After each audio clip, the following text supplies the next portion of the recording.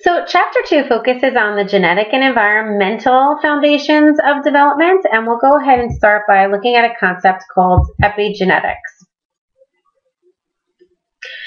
Epigenetics is a relatively new concept. It used to be that we thought that nature or our genes could impact nurture. So kind of obviously who you were in your genes impacted who you became as a person throughout your life.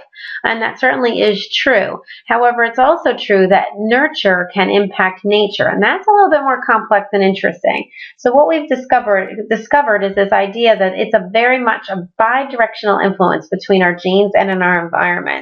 I know that there is a good description in your text on how smoking during pregnancy can alter gene expression, and that's a great focus, as part of the chapter you'll want to pay a lot of attention to.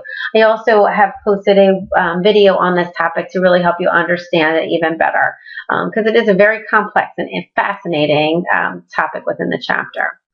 The other piece I want to point your attention to has to do with reproductive technology. So we look at things like donor insemination, in vitro fertilization, and even surrogate motherhood. There is also a focus on this in your chapter, and I want you to familiarize yourself with the pros and the cons of these approaches, as well as the adoption approaches, in addition to these other reproductive technologies. There certainly are a large number of folks out there who unfortunately are not able to have children of their own, or sometimes there's different types of family systems that would not obviously allow it for biological children, such as with homosexual couples. So what we want to do, or even single parent type families who may just want to begin a family even if they have not found a partner for life.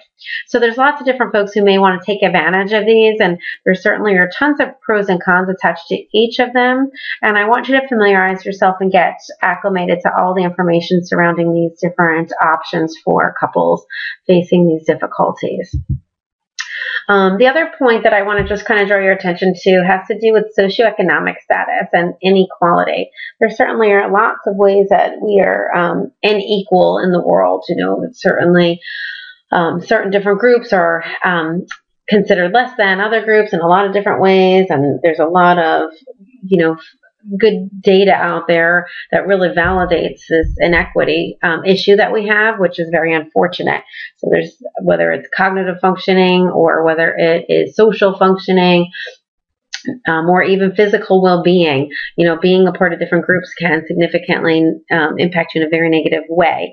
And it's what we need to do as a society is really figure out how we can really benefit all of the folks in the country.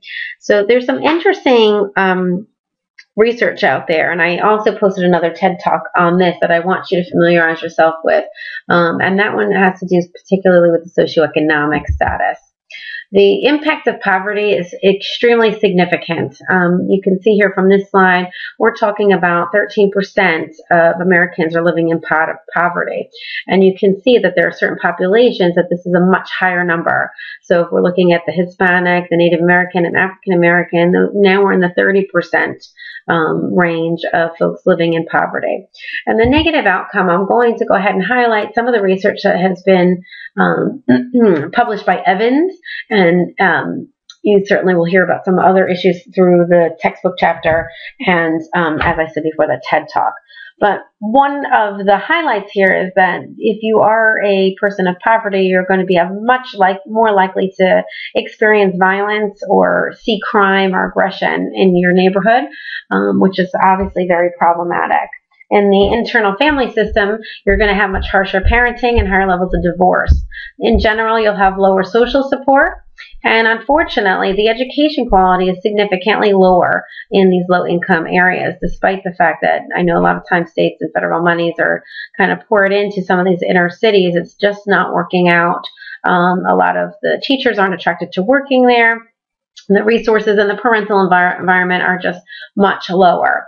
In addition to all these more environmental issues, the environments are also less safe and more toxic. So the children growing up in these poor neighborhoods are really getting exposed to dangerous environments and poor indoor air quality, things of that nature. So I wanted you to just make sure you had this information as you go through Chapter 2. I've kind of pointed you in the direction of some of the topics I'd like you to focus on.